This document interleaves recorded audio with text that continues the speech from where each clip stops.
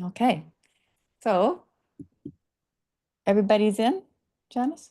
Yeah, some are still coming in, but I'll let them in as they. Okay, okay, sounds good. Okay, so I'll pass to you, Joanne. Great. Okay. Well, Swile, everyone. Great to have you join us for part one of our Indigenous Math Education Symposium. And we welcome people from the four directions. We are excited about this year's theme, From Stars Above to Water Below. And we have a special guest speaker today and some educators who will respond with their ideas of applying some of what is said to their teaching practice. And I am Joanne Archibald, also known as Kwam Kwam Hwiam, which means strong, clear water. I'm a citizen of Stalo Nation and have ancestry in the alqŭ community. So both are in British Columbia, in the Fraser Valley, and in the interior. And I also want to acknowledge that our symposium is hosted by the University of British Columbia, which is on the traditional and unceded lands of the Musqueam people, the people of the rivergrass. And every day when I look out onto this, the land, the trees, look to the mountains, look to the ocean and the sky, I'm so grateful for the wonderful care that the Musqueam people have given to the lands, to the water, and in fact, the more than human, so that we today can enjoy this beautiful environment. So I'm just really pleased that you could all join us today and look forward to the ideas that will be shared and the discussion afterwards. So I'll pass this on. If I had my the virtual talking stick, I'd pass it on to my colleague, Dr. Cynthia Nicol. Thank you, Joanne, and I'll take the talking stick. Thank you very much. As Joanne mentioned, the theme for this year's symposium is From Stars Above to Water Below, Indigenous Stories of STEM Education for Mathematical Flourishing. And what we're trying to do is embrace these connections between Indigenous astronomy and STEM, science, technology, engineering, and mathematics, thinking about that in terms of education, thinking about water as life worlds, and thinking about Indigenous stories. So the skies hold stories. And maybe by looking up, you've experienced the Northern Lights, like this one, which is a painting painted by a young artist, Billy Jovanovic of hydro-geologist, and he titled this Ancestors Checking In. So perhaps you've seen the Northern Lights like this by looking up and have had this feeling of ancestors checking in. Or you've seen maybe the Northern Lights. This is through the iPhone, which is way more brilliant than through our own eyes. But across cultures and through millennia, humans have looked to the skies and the stars, the moons, the planets, the sun for this kind of spiritual connection and guidance on living a really good life and what that means for each of us. And then trying to think about directions for navigating across time and place, also looking to the skies for that kind of guidance. So Indigenous astronomy offers these kinds of stories that is filled with different kinds of dimensions that can help guide the relationships between humans and more than human worlds. And these stories come together thinking about the water, the sky above and the stars above and the water below, kind of binding the water, the stars, the land, the humans and more than humans with these cycles of sky movements and rhythms of the celestial sky. And all of this is linked to thinking about how to live well with each other and with Earth. And so that's the theme of our symposium this year, is thinking about this connection between that above us and that below us, and how Indigenous stories of STEM education can help us think about mathematical flourishing. We have just an amazing speaker today. Before I introduce him, I wanted to just also say a little bit about me. I'm the professor in math education in the Department of Curriculum and Pedagogy at the University of British Columbia, and have been working with my colleagues, our team, I'll show you that list in a second, for a number of years now, probably 15 years or so, offering this Indigenous Math Education Symposium. And it's just an honor and delight to be here with you. We want to gratefully acknowledge our partners in the symposium for this session, this part 1 session, and also for our session next week, part 2 on May 20th. And we are guided by Kuggan Mouse Woman, this designed by Billy Ivanovich. Again, Mouse Woman is a supernatural being who is always around to help you out, just like math is. Just being on the outskirts of things that are happening, just ready to jump in and give you a hand when you need it. And so our Indigenous Math Education Network is guided by Kuggan. And here you can see the list of the team members who are part of this organizing of the event today, including people from UBC, from school districts, and also graduate students. So thank you to our organizing team. And just briefly before we get started, I just wanted to share a bit of the structure of our event today. We have our symposium. We have 2 sessions, 2 parts, 1 part today for 1.5 hours. And that part will include having our keynote address by Dr. Shandin Pete. And then we'll have a responder panel. And then next week, we have the Igniting the Sparkle sharing. And we have about 10 sharing circles, and you'll choose 2 circles from that group, and you'll be able to attend those. And I'll send you the Zoom link for that around May 20th or so. I know it's a long weekend, but don't worry, you'll get the link to be able to attend on the Tuesday. So just to kind of warm us up for Shandin, and just before my introduction to Shandin, here is a little waterfall question chat we can ask ourselves. So on a scale from 1, which is to 10, great, how are you feeling right now? So don't do it quite yet, just think about it. When I say waterfall, then you can push return and we can see how everybody is feeling. We'll get kind of a virtual feeling of the Zoom virtual space, thinking about space. Okay, so 1, 2, 3, waterfall. So push return once you've got your number in there, and we'll get a feeling for how we are feeling as a virtual space connected. And I know there'll be some of us who are coming from having just a high of a class, and others might be coming from some challenging situations you've just been negotiating through.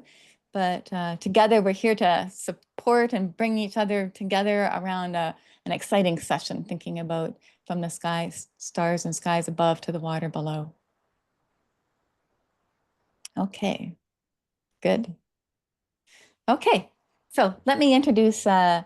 Shandin Pete, who is our keynote speaker for today. Shandin is of the Bitterroot Band of the Salish in Montana, and the Diné from the Beshbihtoh, I said that probably very poorly, sorry, Shandin, Valley in Arizona. And Shandin is an assistant professor of teaching at UBC in the Department of Earth, Ocean, and Atmospheric Sciences.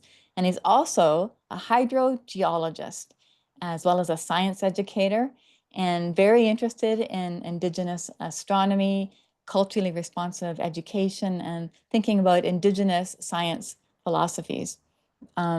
He's really has some really interesting projects happening, and I know we can ask him some more questions about those, but he's currently designing a curriculum that's grounded in Indigenous ways of knowing and philosophies of science in UBC's Faculty of Science. And he's working to create the first salmon ceremony at UBC with opportunities for intercultural learning for Indigenous and non-Indigenous peoples.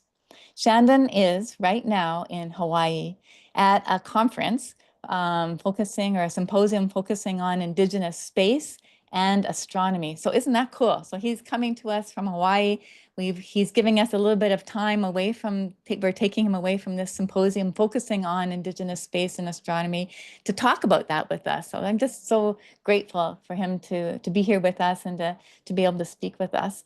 So are you ready for Shandin to inspire us and excite us and spark our curiosity of Indigenous stories of stars and wonder and water and our life together, all intertwined and knitted together with mathematical flourishing? So I hope so. So let's please welcome Shandin to the symposium. And I'll stop sharing Shandin because you might have something you'd like to share with us. Yes, I do. Great. Thanks for that introduction. It's always a strange one to hear the things that you do, I guess. I don't know. Does anybody see that? Yes, looks great. I just feel like a curious dude from a small town in Montana still. When somebody says, "Oh, you're a professor," I think, "Yeah, I guess. I don't know." That's what they pay me to do.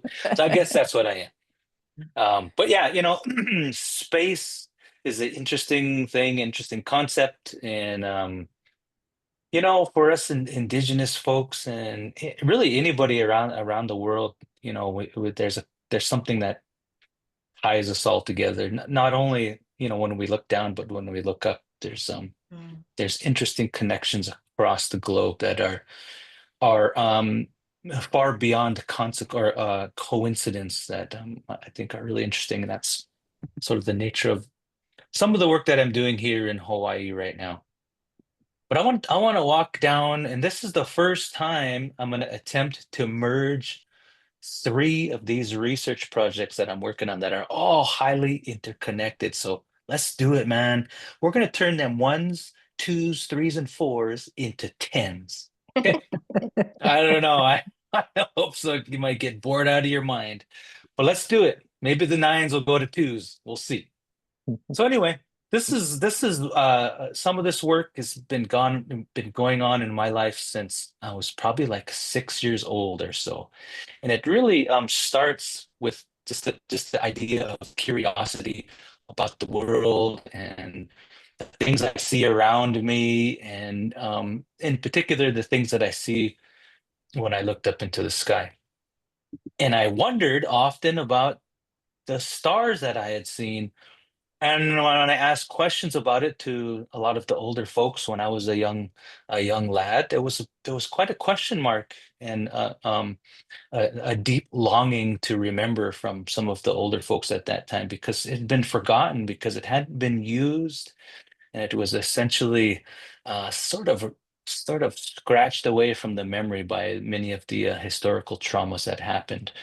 But I took it upon myself then as a private endeavor, and then as I got older, as a professional endeavor, to try to understand and help others understand really what is our philosophy when we talk about Indigenous science. And these projects sort of illustrate some very important principles that I hope I'll get to at the end. So here we go. So these two pictures you see are the foundation for sort of where we're going to go. And when we get to the end, you'll know about both of these and why they're really important in the Salish construct. So the Salish people, Salish-speaking people, I should say, cover a vast territory in the Pacific Northwest. And where I come from, in a small town called Arlee, it's on the eastern edge of that boundary. And we were even expanded even further into Montana, into the plains of eastern Montana. But right now, that's sort of what we consider our somewhat traditional territory now. So yeah, so we're the Dr. eastern Pete, band. Yes. I'm sorry to interrupt you, but we're not seeing any images. Oh no. Yes. Why not? I'm not sure. That's We're not just good. seeing you. Okay, well let's. I'm seeing it. That's interesting. Oh, interesting. Okay. Yeah, I can Okay. see too, Janice. Okay, so I've got you on spotlight, so I'm going to remove the spotlight. That's probably what's going on. okay. Yeah. Sorry about Everyone that. else seeing it okay? Yeah, Everyone else can see it? Okay, awesome. No problem. Okay, yeah. So easternmost edge, Salish-speaking people. So being here in Vancouver, somewhat familiar. The ways and customs are somewhat familiar. The language, there's words and some commonalities that I hear. So I don't feel so far away from home being here in Vancouver among the folks here. So that's where I'm at, and this is where we're going to launch off in. So where I come from now and where this first part of this project comes from is sort of the combination of three different large tribal groups. The Pend Oreille, or what we know as the Cadlispe, and the Salish, which is where I come from, in the red, as I mentioned, the Cadlispe in the yellow, and then a group of Tunaka or Asanka, or what is more commonly referred to in the old days as the Kootenays. They also got combined onto our reservation in Montana. So there's where I'm at. No, that's not where I'm at now. That's where I grew up, right there in a little valley called the Jocko Valley.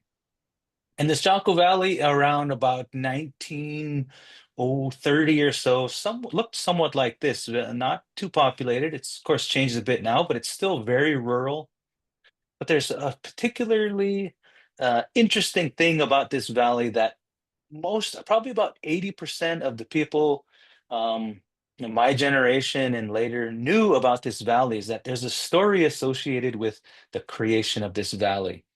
And if you see this valley from a bird's eye view, you can see it outlined in yellow there. Well, this valley is actually the remnants. It's the remnants of a creature that was destroyed during the time of creation of all things.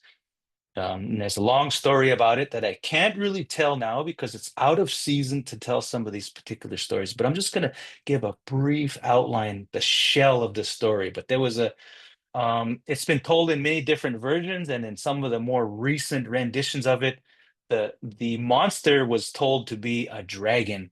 But in actuality, the monster was actually a really large bird, similar to a nighthawk. So nighthawks, they hunt at night. They hunt insects at night, so their mouths open really wide, and they look kind of intimidating when you see them. So in this valley, of course, we've got the main character in most of these stories, which is old Sinchadle, as we like to call him, the old coyote. He's kind of a weird dude. He's kind of a fool. I always sort of liken him to a guy named Todd.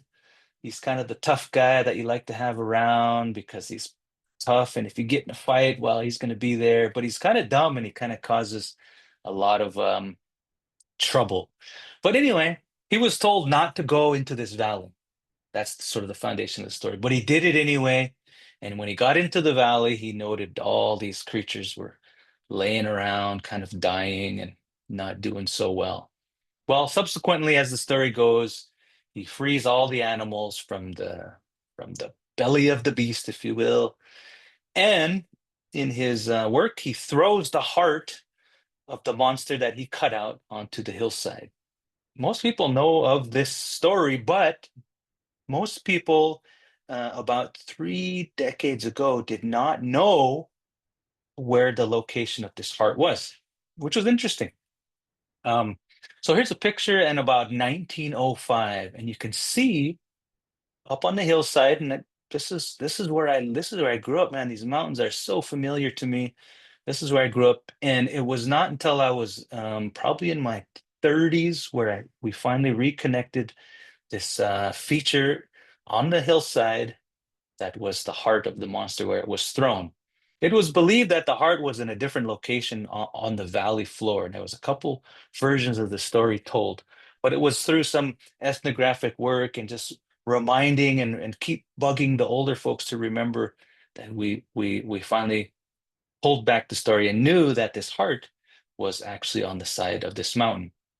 Now, this is maybe not too exciting, but man, the thing that comes from this is very exciting, and let's talk about it. But first, let's take one small detour, because this heart of the monster on the mountain is a piece of data that's used in conjunction with something else that's for a very, very important reason. And it comes from this very simple sentence. And again, this is from ethnographic work, interrogating the written data and interrogating a lot of the older folks about their memories. And there's a simple phrase that was pulled from an anthropologist's writings in 1930s. And he talks about these grouping of stars. He said that the old folks at that time called it the Kusam. And if you're a student of the language, you know, it essentially translates to 7 stars. And you can get kind of crazy with the linguistics, and you can translate stars to these small concentrations of light. Now, I was curious about this, and there was quite a dilemma that I encountered when trying to understand what this grouping of stars was associated with. Here's the gentleman that wrote this down. And so as a researcher in an indigenous sort of way, I had to start interrogating, well, who is this guy? What was his influences, and why would he write the things the way that he wrote them? It becomes a very important part of indigenous research, especially when we're interrogating anthropology and ethnography about our own people. It's not word for word. There's some things that were influenced in their particular writing. So 7 stars. He recorded this information in about 1932. So I wanted to know who were the exact people that he was getting this information from. And these people were somewhat familiar in our communities, of course. Their families are still alive and well. But these folks were in their late 70s. These pictures show them when they were a bit younger, but in the 1930s, they were in their late 70s at that time. And then additionally, there was some other, I guess you could say, younger folks that gave some information. These ones were in their late 60s. So being a curious guy, and I wanted to know, well, what sort of influence did the different events that these folks encountered might have influenced the things that they said? So I have to look at the timeline of our people, because as you know, or maybe you don't know, some of the younger people of that generation in the 1930s, they were getting a bit wild. And when anthropologists would come to town, they'd all get together because they knew that guy was handing out money for stories.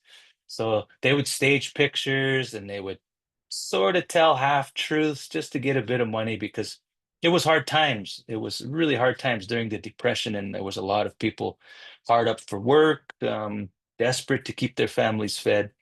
So, as a researcher of things, I want to know the details of everything and how things were said.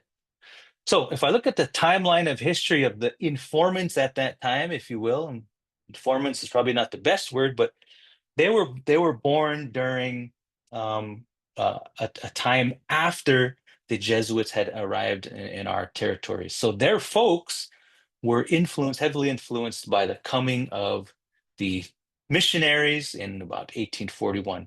Also, the survivors of one of the last measles outbreaks in our territory. But they were the witnesses to some of the last buffalo hunts that we did in Montana. So knowing that these folks were influenced by the works of the missionaries, and if you're familiar with the really the diligent work of missionaries, if you want to put it that way, they tried really hard to vilify our ways of thought and our ways of being by casting our ways as the manifestation of the devil, and that their ways and their scriptures were the way out of the darkness. And you can see this reflected in a lot of the Jesuits' paintings and sketches. And of course, when they're talking about their own ways and the pathways to understanding, their worldview was cast in a far different way. The light, the pathway to leading us out of the darkness. So understanding that, and understanding what their great-grandparents had known prior to the missionaries coming, it sort of starts to form an idea of how I need to approach and understand these bits of information. And of course, their their grandparents, of course, had grew up in the time of the fur trade, which also brought about some really important changes in thought about the landscape. So fur-bearing creatures were now being killed for a monetary trade. A far different conception of hunting animals for your adornments or your food products. It became a bit different. They saw the first coming of the non-Indigenous people into our lands and the introduction of firearms, which brought about a lot of devastation through war with neighboring tribes. So all that, you got to put all that together, man. That's just what we got to do, man, to understand this one little sentence, this one little story, this vast amount of knowledge to put together to be truly rigorous in your Indigenous research. And then I go back to even great grandparents. How far back was this knowledge passed forward? So these folks survived the most devastating smallpox epidemic. So this dwindled our numbers considerably. And if you even look at the population decline of our people from about the 1700s, you can see we're about 40,000 people in this area of Western Montana. So the map I showed you, and through all these different waves of events happening, it decimated our population down to just under 1,000 people. So now today we're slowly building our populations back up. So an interesting thing, and in combination with that, we also look at other evidence from the past. So again, here's one of the Jesuit priests that came to our territory, and he actually put together a dictionary of our language back in the 1840s. He took our language and in its written form, or produced it in a written form, and some of the information that he produced and recorded gives me more insight as to what this word Spelskusa might be. Because if you think, and you're a student of astronomy, you know that there's some common constellations out there that include 7 stars. And if you know, and you might be thinking of it right now, there's some that I'm going to show you here in a second. But this in his dictionary, he talked about the polar star, which is of course the North Star, and he called it the Symposium, or he recorded from our people that it was called the Symposium. So this brings about the dilemma that I'm talking about. So the information he got was 1 generation back. So we can even take this information as coming from as far back as we can tell, even almost not prior to the introduction of the horse, but as far as back beyond the first smallpox epidemic. Okay, holy smokes, I'm getting a bit too chatty here, but let's keep going. So here's the thing. 7 stars, right? You're familiar with some of the constellations that might contain 7 stars. And one of those, if you look at the polar star, is what we know now today as the Little Dipper. I think everybody's familiar with that. So that might be, as this priest has called or recorded, the Symposium. But then what is this 7 stars? And if you know the night sky well, you'll know that, there was some more information along with this sentence, and this helps us to clue in as to what it is. So this anthropologist wrote down some other things, saying that there was this grouping of stars that was used to tell time at night, and its position in the sky would tell you, or it was at different locations during different seasons. But either way, it was ever present in the night sky. So that tells me we're looking sort of in the right area and of the right thing. And you can read that maybe later during the recording. I'm going to keep going forward though, because this gets interesting. Okay, so what is this 7 stars then? Could it be what people call nowadays the Big Dipper? Maybe there's 7 stars there, but there's another constellation that is directly opposite called Cassiopeia. And if you look at this and you look at the magnitude of each of those stars in that constellation, you can see you could imagine there being 7 stars there too. The rendition of Cassiopeia in popular astronomy is only 5 stars. I think there's 5 there, but we could imagine it as 7. So I don't know. This is somewhat of a dilemma for me. And so I take this information and I think, well, what did these 2 people know, and how are they influenced by their own cultures to indicate that this was actually one of, or classified as a dipper. So we have to look at and compare and validate this information from these two cultural groups. And even further back in the past from our own cultural group. So this is odd, and I want you to just think about this for a second. And this is sort of cherry-picked, but it's illustrative of some of the thought and some of the suspicion that we have about information that people write down about us. So if you read this, you can see they're talking about they would be savages, of course, that went without saying. To the European mind of the 18th century, everyone who was not white Christian European was savage. We all know sort of that demeanor that happened, the idea of colonization. And if you looked at this, you might think, oh, they must be talking about natives. They must be. But they're not. And this is what I'm talking about in this book.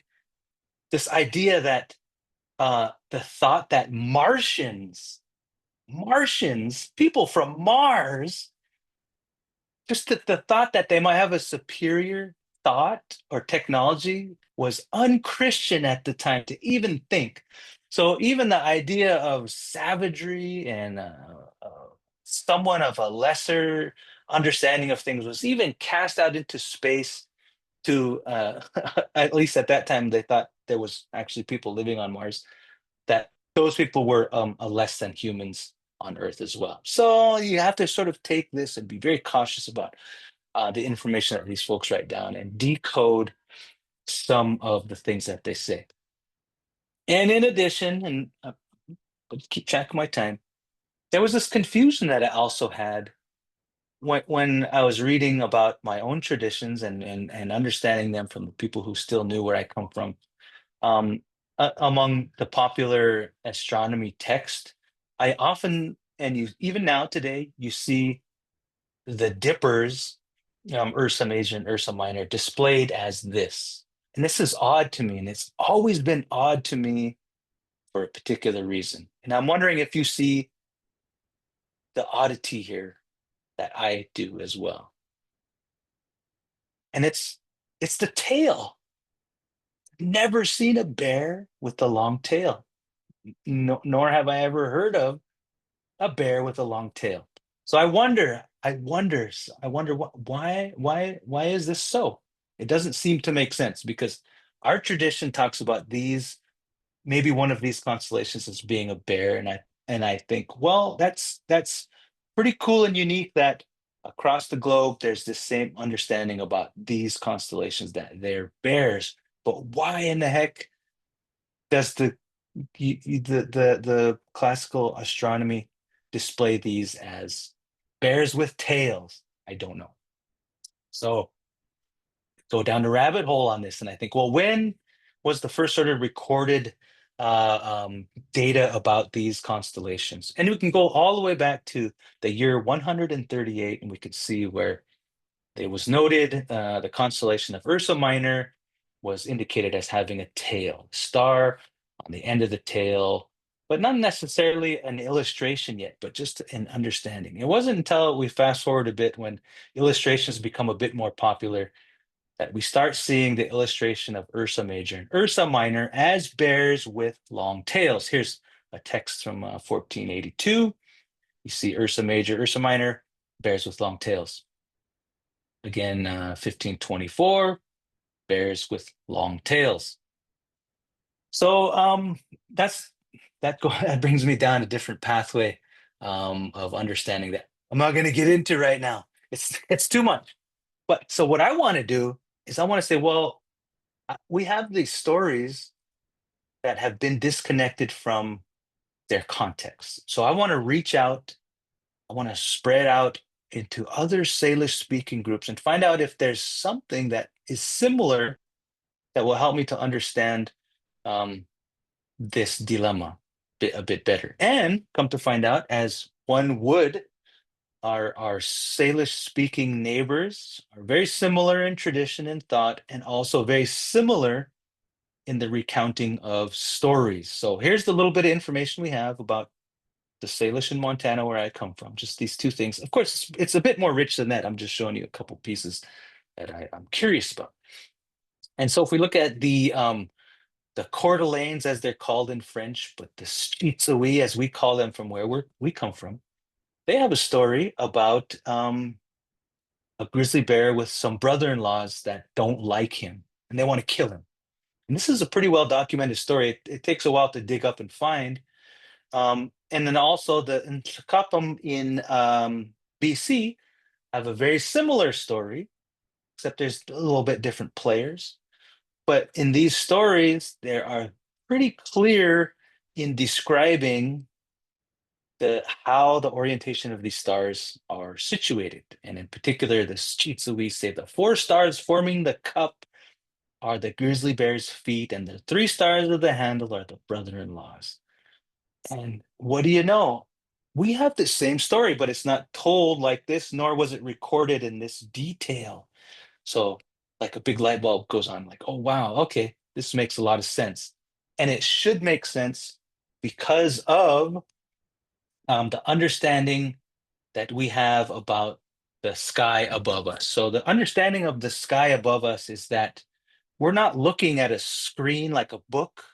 When we look up, we're actually looking down on another world. So if I were to pass away, I'd be making my journey across the Milky Way, and my ancestor or my future great-grandchildren will look up at the sky and they'll see me walking across the Milky Way, but they'll be looking at the top of me. They won't be looking at a screen of me walking on a trail. They'll be looking at the top of my head. So these stories illustrate this very, very clearly about saying how the grizzly bear was oriented in these dippers. So these anthropologists, they were a bit off. They didn't record things as correctly, but some did. And this is somewhat valuable to understand how some of these stories connect. So you can see the orientation of this, and I'll show you in a picture here in a second about what it looks like. So here's one of the dippers, and again, looking down on another world. So when these people, these animals are transformed and put into the sky in a particular way, they were put there not at a side profile like you're looking at a book, but looking down upon the scene, looking down. And so we can look at the other, and this is a whole nother project of trying to untangle which is which, and looking at the data from ethnography and what we still hold and know from our stories about which is which. That's a whole nother dilemma that I'm not going to get into a whole lot because I got one other thing I got to talk about.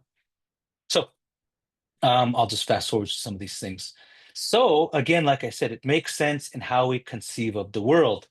So in these different layers of creation, we understand when the animals were here before us, they sort of paved the way for us to live in this world in a particular way. And then some of those were transformed into the things we see in the night sky, but as a scene in another world above us, sort of a reflection of what's going on down here. And this is not unfamiliar. This is a sort of a common understanding of the world prior to the industrial age. So here's a diagram from the Greeks, who have a very similar understanding of looking at the reflection of another world above us.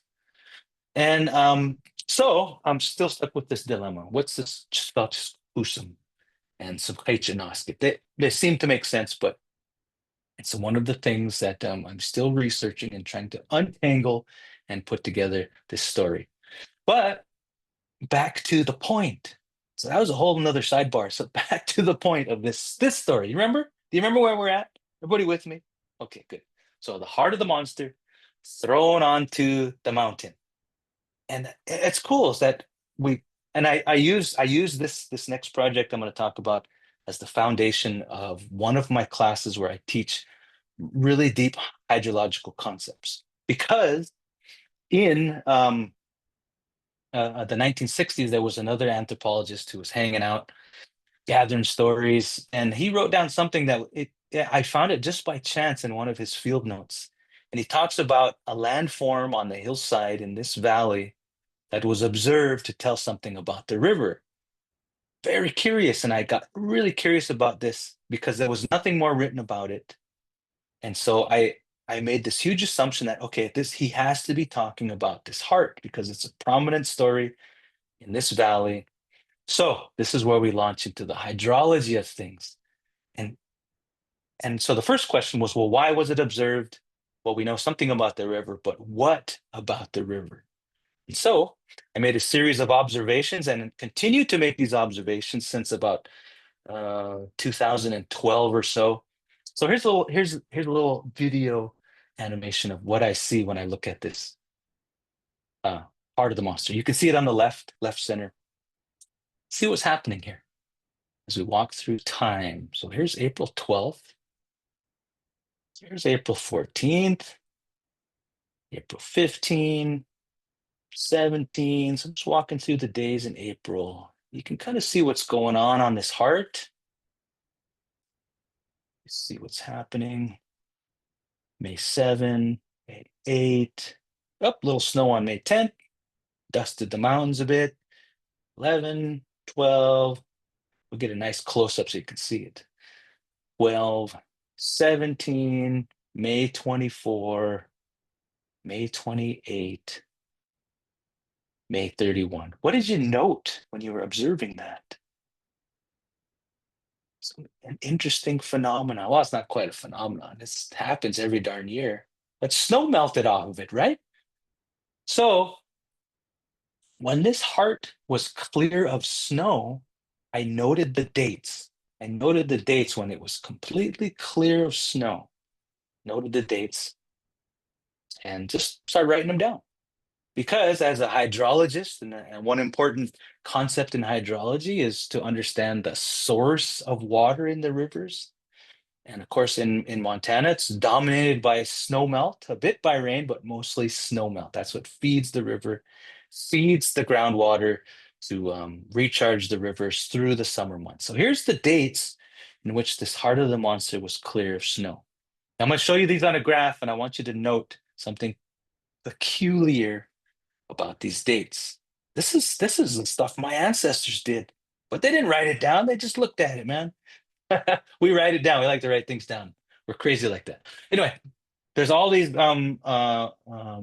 water gauging stations that tell us the discharge of the river all across Montana, all across North America for the most part. So that gives us a nice data set that we can look at. So I can graph up the discharge of these rivers at the time of when the year in which these the heart of the monster was clear.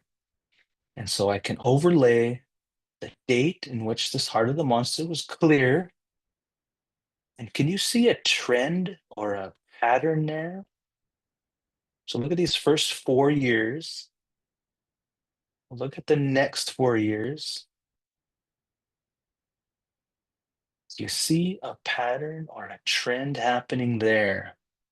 So this requires of my students to graph all this up and plot it over, and they have to know the story, tell them the background of all these things that I told you in a less abridged fashion, of course.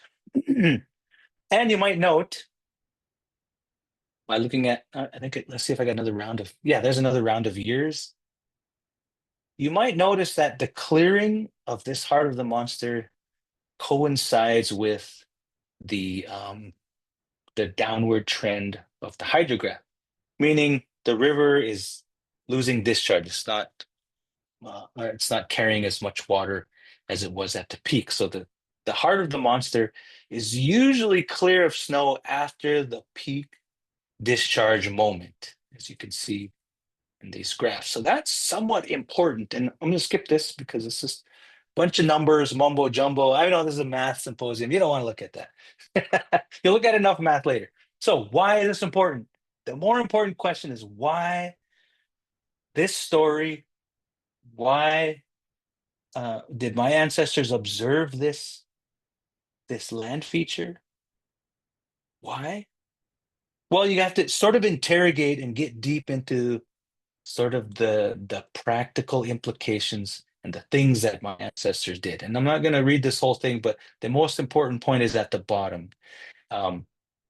Water, of course, is considered a very important thing, and having clean water, having rivers and streams that flow was considered like a concept of wealth. have clean water means that you're wealthy, not in the way we talk about today about having a nice house and a nice car, but having streams and rivers that flow and that are abundant with the fish was a manner of thinking of being wealthy. And further, my ancestors also had this thought, and we all still carry this belief that we have the belief that we're mixed in with the animals. We're not animals, but we're mixed in with them. We're like them, very much like them. And that follows along with the traditions of creation in which the animals taught us all these things, how to live. So we have to sort of live among and with the rules that the animals follow as close as we can. We're mixed in with them. We can't rise above the ecology of a place too much. Otherwise, things kind of go crazy. And this is important in this last quote I'll show you. One of our last, considered our last war chief, the person who led us into battle against our enemies in a traditional sort of way. He said this to a bunch of railroad men who were trying to take some land for the railroad through our country. He said, "Hey man, we like our country. It's like our parents." And that's a pretty profound thought because, well, parents, are loving, they care for you, they hug you and provide for you. That's all you know about that. But also, parents are mean, man. Parents are mean and they're strict, and they'll whip you if you need it. So there's this balance, this idea of balance in sort of parenting. And as a parent, we know that we have to balance strictness with care. Those are two important parts of being a parent. So our ancestors understood that the land to be sort of like this thing that we can't break the rules, man. We'll get punished in the landscape. So I like to say, water is life. It's true, but water is death. And if you've ever almost drowned or know somebody that's almost drowned, you respect that water in that particular way. It's not a cheery, rosy thing all the time. It can take us out, among other things in the landscape. Okay, let's get to the heart of it. So the most important and the practical part of this clearing of the snow is in relation to the activities of my ancestors at that time. And so this becomes part of a lesson that I teach where I make people uncomfortable by showing them things in our own language to where they have to do some conceptual work to understand and figure out, well, where on this activity of annual things did the heart clear itself of snow? And that's going to help us understand what my ancestors were doing at that time. And I'll spare you the trouble of trying to figure that out because we just ain't got time. But it was in this region in which this heart was cleared of snow. And if you look at that and interrogate it closely, you can see it was the time when the camas roots were dug. They bloomed and were dug at that time. But it's also a time when our people were preparing to go on this long trip into the eastern plains of Montana to hunt buffalo, the summer hunt. And so I use that as an opportunity to tell a bit of a story about the use of the Chespelchkusum or the Simchaichinaskit.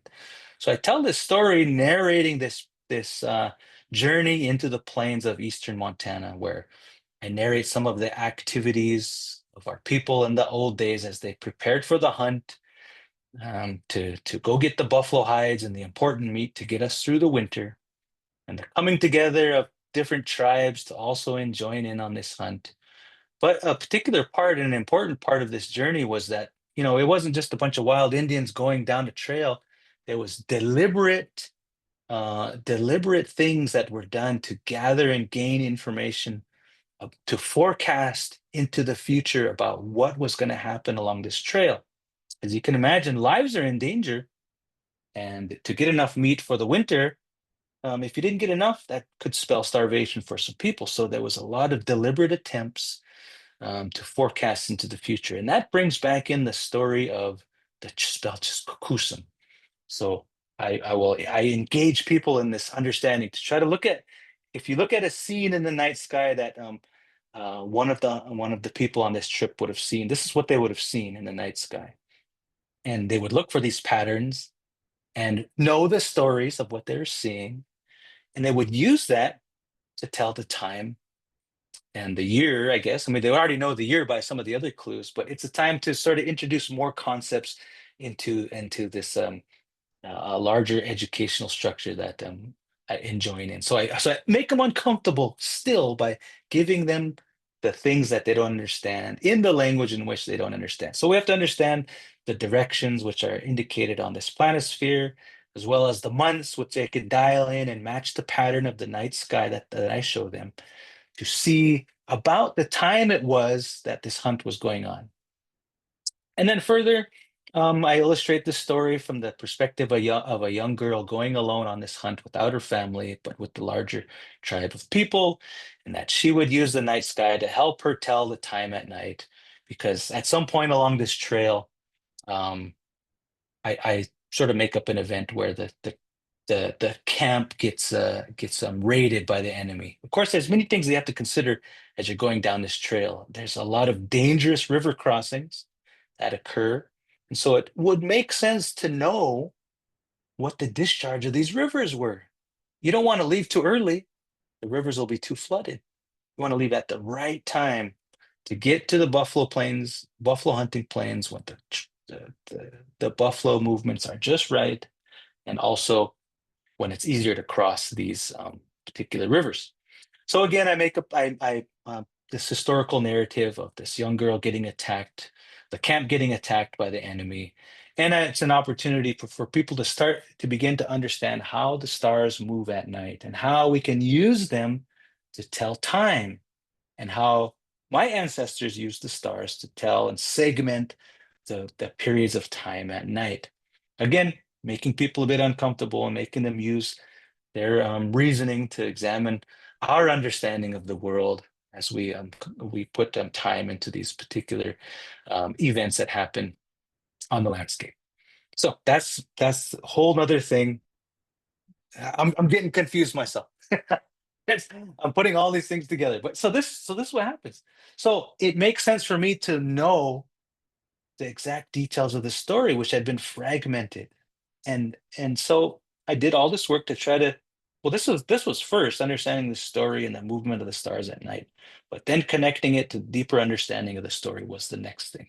Because, like I said previously, this was a 16 to 21 day trip into the eastern plains of Montana. And you're talking about 1,000 people on horseback, not on a freeway. There's no bridges. There's no gas station. So it takes a lot of planning and a lot of effort to make that trip safe.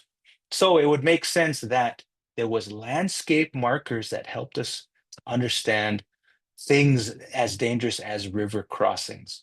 So cue back in the hydrology program that I was a part of, that I created. So I would get my students to measure cross sections of these traditional crossings.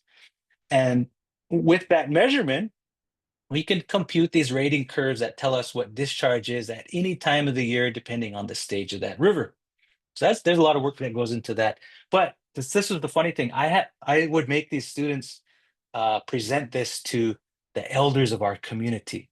So they had to unpack this really dense idea of a rating curve in terms that public would understand, non-hydrologists would understand. So a hard endeavor that they would have to do, but it was very meaningful. Anyway, so then we had to pull in the idea of weightability.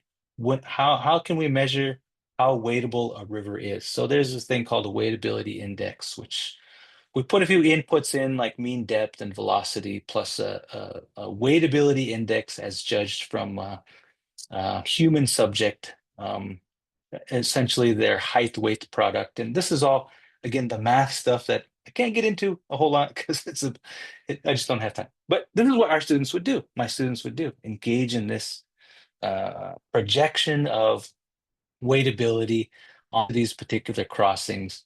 And what we found out was, and unlocked the mystery of this one sentence about what this heart of the monster observation was for. You can look at the sort of the diversity of river flow along this trail and see it's quite diverse. So we had to take that and figure out, well, which rivers would be weightable via horseback, via on foot or some other method because it was never wadeable at any time of the year. So that's sort of what we tried to unpack in this particular project. So we had to come up with a wadeability index for a horse. Nobody's done this. Nobody puts a horse in a river and see when it falls over. It's kind of cruel.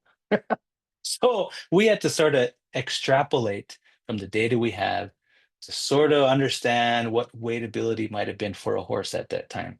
A lot of assumptions there, but it's fun to do. It's not like nobody's lives are depending on it. We're doing it because it's fun. And what we found out from all this data, so understanding the movement of the stars, understanding the story about these constellations, story of the heart of the monster, this was the data that we come up with to date, the data that we come up to date. And if you look at this graph, so this is the first crossing that our people would have encountered along the way. And you see the red bar on the hydrograph is non-wadeable. Those are the times when the river is not wadeable at all. And the black vertical bar would be the date when the heart was clear of snow. The dotted line would be how long it would have taken to get to that particular location along the trail. So 1 day, that's like 1 day. So the first river crossing was never wadeable except like deep in the summer where it was wadeable by horse. Even at the traditional crossing, its orientation, it just was not wadeable ever during this first leg of the trip during this time of the month. So it had to be crossed by another method, it had to be floated. Okay, that's wasn't too great of a mystery if you understand that river and how it looks. But the second crossing, now something very interesting happened. So if you look at the dotted line and this data, you can see it lands almost right on the breakthrough of when it's non-wadeable and then wadeable by horse. No coincidence, I don't think, despite judging the intelligence of our ancestors as these really shrewd observers of the land and taking in all this information to understand the goings on in the landscape. So yeah, that's interesting. But let's look at the next crossing and see if that trend continues. And you look at the next crossing. This one is a smaller stream, which is wadeable year-round. So that one didn't give us so much data, but we can see it's after the peak, so it's a bit less dangerous. But the next stream, interestingly enough, it's at the breakthrough curve of wadeability by horse and wadeability by man. And yeah, seems like a good thing to reduce risk. And then we look at the next one, again, right at that breakthrough of wadeability by human and horse. And then we look at the big Missouri River, never wadeable year-round. That has to be floated as well. And then as we get further into the plains, closer to the hunting buffalo times, we can see that now these rivers have subsided enough that they're wadeable by a horse, not quite human yet, but wadeable by horse. So this really reflects on sort of the magnitude and the importance of science of our ancestors back in the day, that they had this vast knowledge of the landscape to predict 21 days down the trail what the river behavior might be simply by looking at this small scree slope on the mountain, which is connected to a very, very important story that denotes the creation of that valley. So this leans on sort of these important constructs of the philosophy of indigenous science that sort of seem to make sense to me. And I wouldn't say methodology yet, wouldn't quite get there. I'd say the philosophy. And so the philosophy of indigenous science ought to meet some very important objectives, at least in my sort of thought about it. Whenever I do my work, it ought to reaffirm cultural values. And that affirmation of cultural values is facilitated by work that I do to reconnect, strengthen, and uphold our people's connection to place. And lastly, everything that I do ought to be grounded in affirming belief. So that belief is the facilitation of the interaction of people. So reinvigorating our customs and traditions so that it continues to reaffirm our belief about the landscape. And I think that's what's really the important part of anything I do in science, is that it ought to meet these objectives, ought to meet these for my own people. So taking something as mundane as a River hydrograph.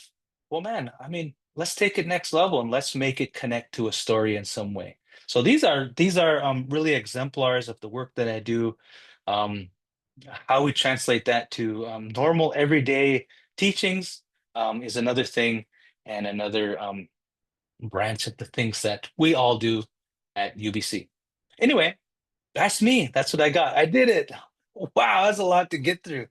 Holy cow, I think I'm sweating a little bit. But anyway, go to my faculty page because I have links to the YouTubes that I've done, presentations that I've done that are on YouTube that tell you more detail about these stories that I've tried to illustrate. So you can get more detail. I think they're all up there. Just look under the research tab and you'll see some links there.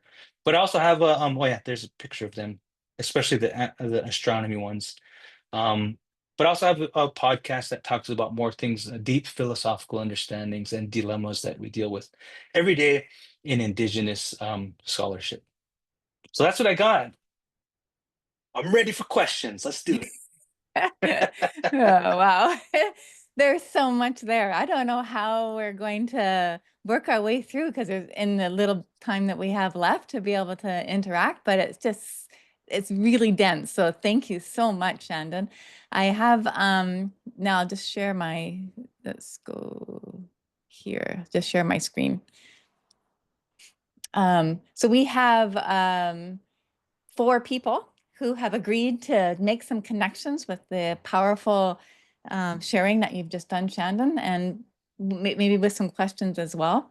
But we have Matteo Tamburini, who has born of a father who's from Italy, and his mother is a descendant of Irish settlers to the Dakotas.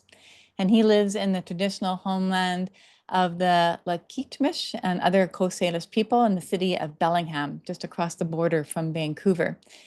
He's been teaching math in the Lummi Nation at the Northwest Indian College. He's been there for over a decade, so he'll share some insights. And Kashish Pichette Klein is from the Nooksack tribe in Lummi Nation, and she's currently studying math at Western Washington University in Bellingham. And she's a Northwest Indian College alumni and has tutored math at the Northwest Indian College for about 3 years and has taught elementary algebra at that level. And then we have Monica Bergeron, who's at the District Numeracy Coordinator in the Kamloops Thompson area. And she's honored to live and work and play in the Tecumlets to Shwekmek territory, situated within the unceded ancestral lands of the Shwekmek Nation. And Monica brings over 20 years of experience as a middle and high school math teacher. And she currently mentors teachers to bring together Indigenous education topics and interdisciplinary ideas into their math curriculum. So far we have 2 people at higher ed. We have Monica at the secondary level, and then we have Kelly Devalia, who is an elementary school teacher working in West Vancouver. And she is grateful to live on the ancestral, traditional, unceded territories of the Musqueam, Squamish, and Tsleil-Waututh nations. Kelly is working with both pre-service and in-service teachers in Peru and Canada. And her focus is around relational inquiry-based approaches to teaching math. So we have 4 responders, and they're going to just think about making some connections to the amazing work that you just shared, Shandin, to their own work. So I'll just and we have maybe 3 or so minutes for each person. So just some quick thoughts from each of you. So we'll start with Matteo, and I will stop sharing so we can see Matteo. First of all, wow, thank you so much for sharing. I'd had a chance to watch some of the videos before today's session, and so I had some things in my mind. And just one reflection that I have is that in my position, I find that my job is to maybe provoke people's curiosity. I don't have those stories, you know, but the students might be the ones who can connect with them. And so my first thought was just thinking about how I grew up with a lack, perhaps, of curiosity about the night sky. And so maybe one of the things that I might do is to just begin to encourage people to think about their what they might be curious about, what they notice, what do they know. In my trigonometry, when I talk about trigonometry, we often talk about the length of the day or the position of the day at sunrise or sunset, north or south. I had this vision in my mind of an activity of using the graphing calculator Desmos to map the movement of the constellations over the course of a night or over the course of a year. I came in wondering about, what is the alignment between the solar calendar and the lunar calendar? And now in my mind, I'm imagining mapping both of those using trigonometry. And just one of the things that I think I'm going to digest and chew on and stew on and think about is how to incorporate some of the, maybe not, I work with a different with a different group of people, perhaps than the stories that you shared about the heart, but trying to think about how do I incorporate some stories like that in a way that is respectful, that is useful, that upholds the trust that I have with the students and with the community. And I think I'm going to have to go back and look at the recording, but to think about what you were saying about the philosophy of science, of how to do those things, how to affirm the beliefs, reconnect with place. Yeah, those are just some of my observations and reflections. Thank you so much. Thank you, Mateo. You just reminded me that it's like, I'm so thankful that we have the video to be able to watch this again. I think I have to watch it a few more times, Shandin, and play with the graphs. I mean, it's just fascinating. And someone had said in the chat that the graphs actually look like heartbeats themselves. So that was kind of a neat connection. So thank you, Mateo, for those insights. And Keishish, would you like to go next? Yes, I hope you guys can hear me well. There's somebody outside mowing the lawn. But thank you so much for sharing. It was an incredible story to hear and see visually, the way that you had your PowerPoint set up. I felt like I was just like constantly looking at my screen, seeing what was coming. But one of my takeaways is the contextualization of the story, but also putting it almost in like an analytical way of, I'm not sure how to describe it, but like observing, just like the different ways of observing how things happened. You had mentioned that these are the things that our ancestors seen, but they didn't write it down in this way. And I thought that was very interesting, that there are many different layers to not only the stories, but I guess different events. And I was kind of curious on like other sorts of stories, or what your experience was growing up with these stories. I guess, how did you take them when you were little or younger? Yeah, another part of the research that I'm doing about these stories is trying to understand sort of this cultural shift that occurred in the 70s, when our stories were they were sort of manicured and censored for school-age children in public schools. So it took sort of the length and duration and the context and also the detail out of these stories to put them in sort of these fable-like books where it starts as once upon a time and ends with the moral of the story, that sort of format. And that work was sort of meaningful at that time to the folks then, because they wanted to reinsert these stories into the public after being lost for many years. due to the sort of the historical things that had happened.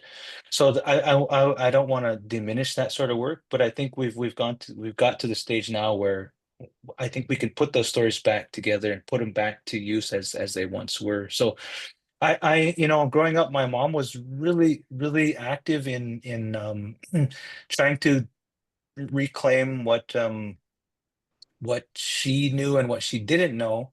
So she engaged us in as much cultural pursuits as we can, which including telling us particular stories, enough for me to remember the stories that she told me at that time when I was younger, and enough just to hook me into a sort of curiosity stage where I wanted to know more as I got older. So yeah, so there's some pretty common stories, but they're truncated into like little bites. And zero of them when I was growing up were connected to the stars, or apparently were not connected to the stars. It wasn't until in the last 25 years of me researching these stories, I find out about 80% of them are connected to the happenings that we see up in the night sky.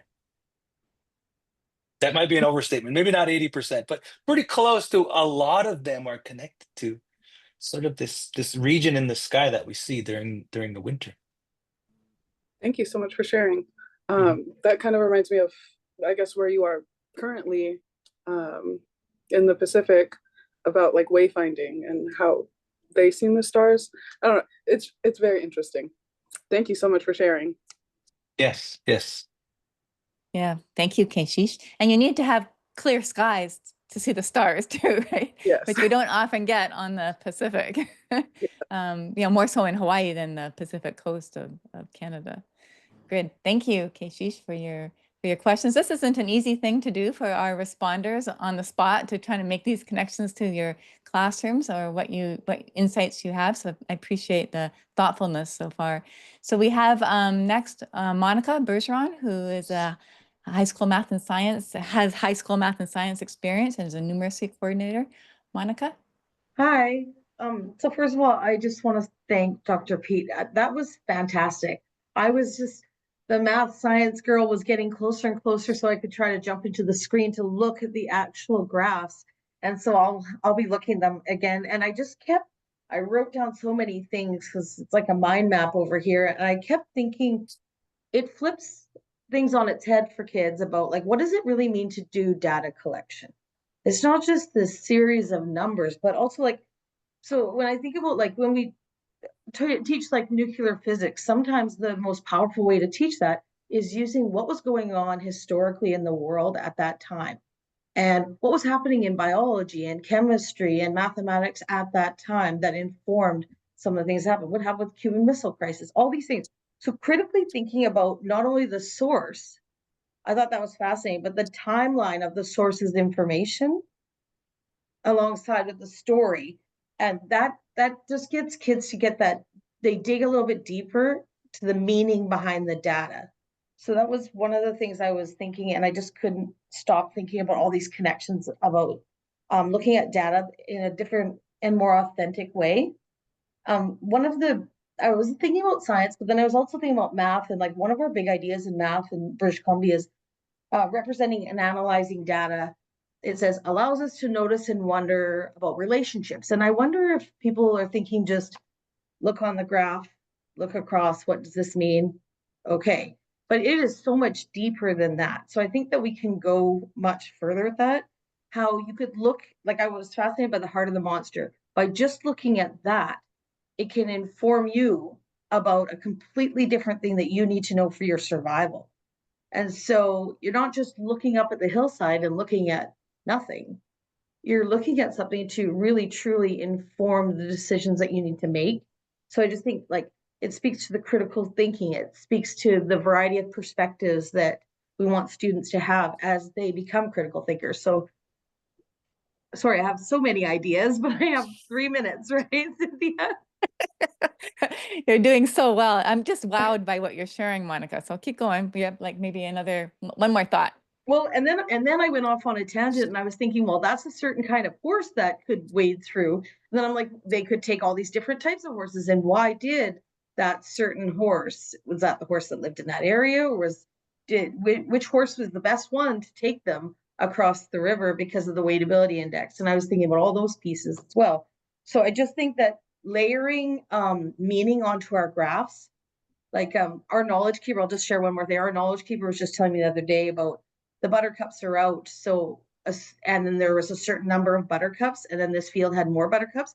So that means it's time to not hunt because the animals are having their babies and stuff like that. And I just thought, well, that's a cool thing for our place. The kids could look at an area and then look at the number of buttercups grow in the area and then go, okay, how does that relate to the traditional hunting season and things like that? So, yeah. Very Lots of nice. thoughts. Thank you. Thank you. And also even just the connection with climate change, how are those rivers or that wadeability index or the buttercups and the alignments changing as a result as a weather increase or the temperatures increase or decrease or the water increases or decreases. So that would be an interesting conversation as well. Thank you very much, Monica. Thanks, Yeah. Cynthia. Okay, and finally, coming from the elementary teacher perspective, we have Kelly Devalia. Kelly, would you like to share some of your insights?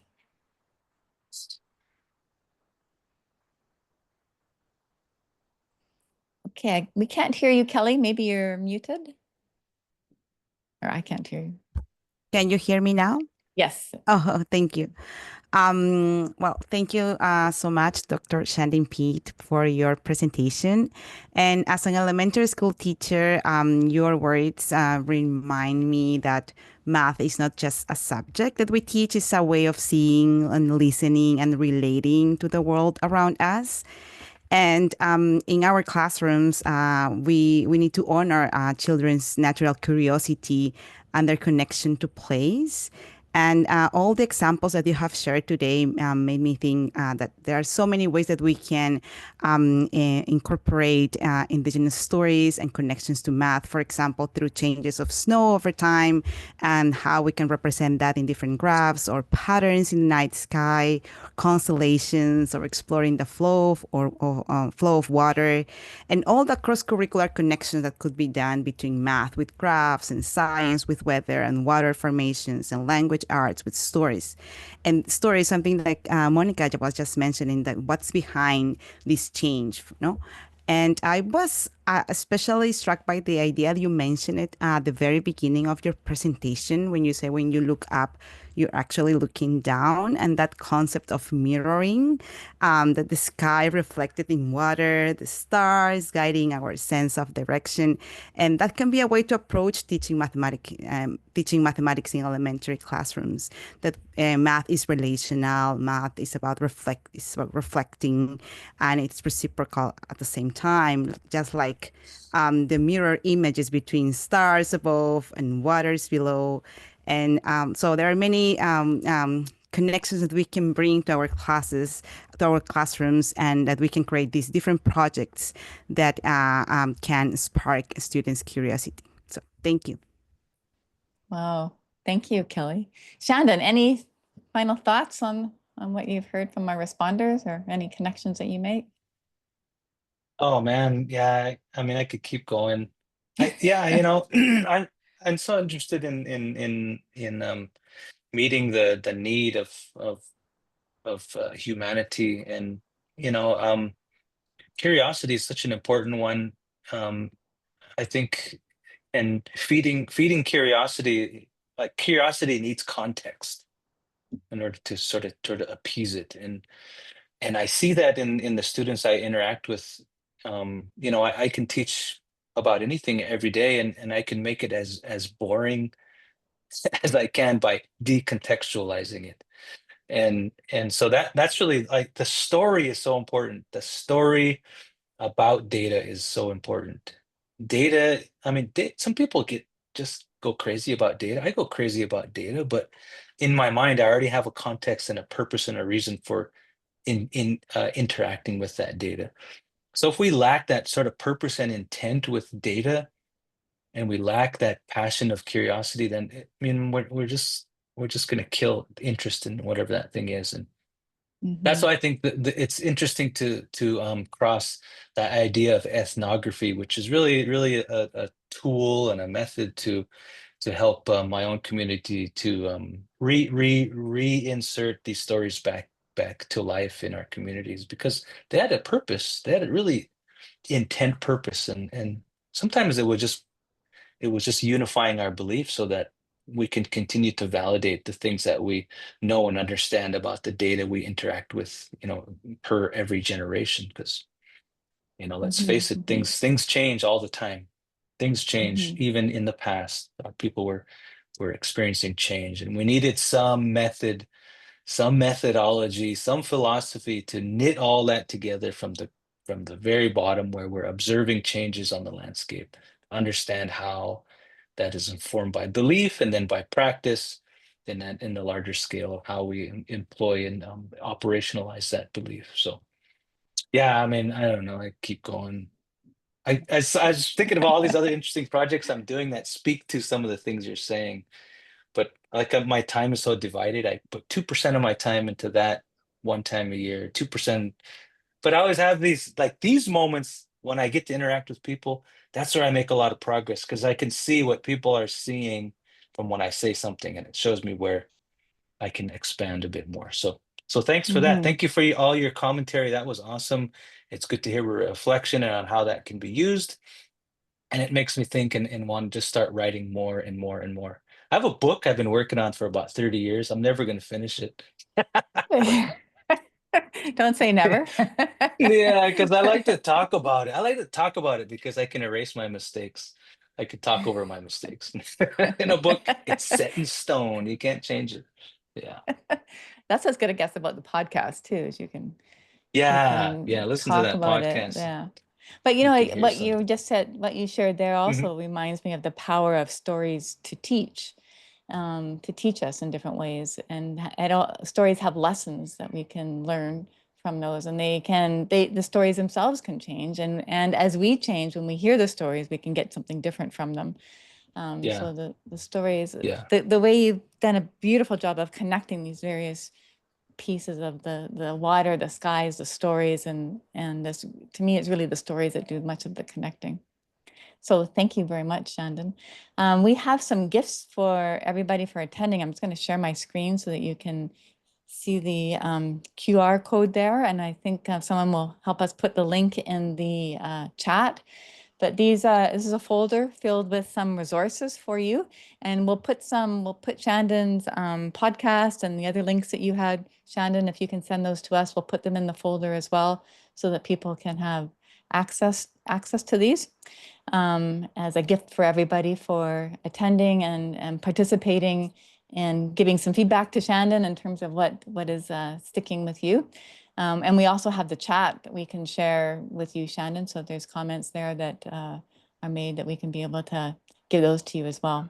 So there's the QR code and the link to the resources, and I'll send that out in an email with the next Zoom link for the next session. For the next session, next Tuesday, May 20th, again, we have the Igniting the Sparkle sharing. You'll have a program that we'll send by Friday or so. We'll try to have that to you.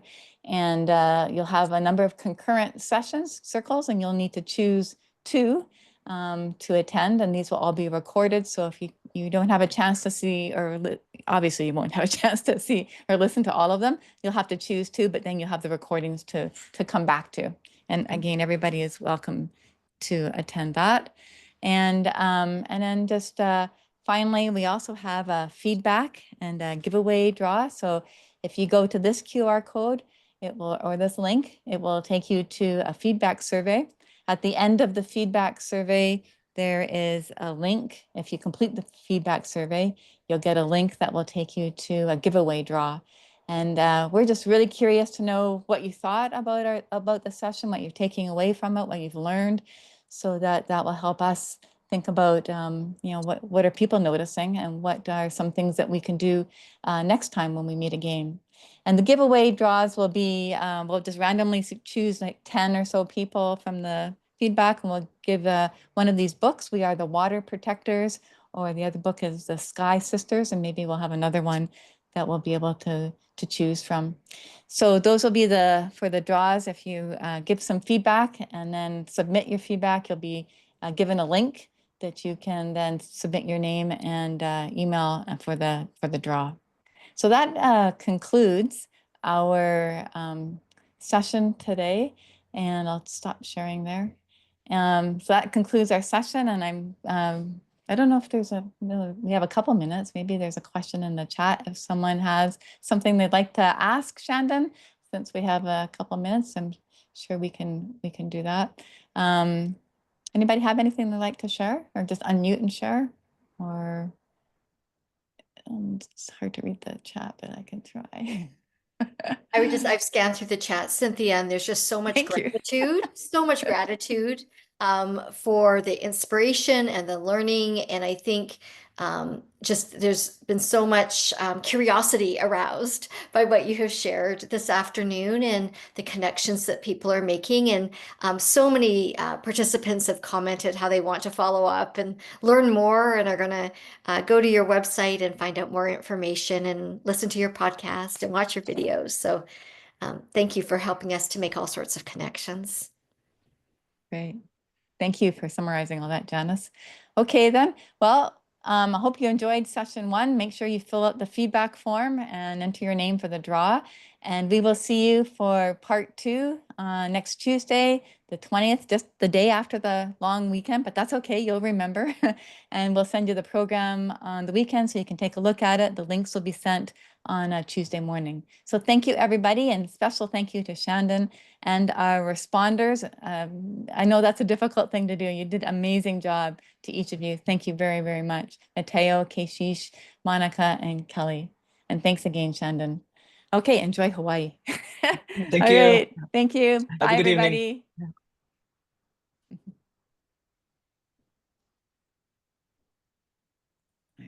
Stop recording.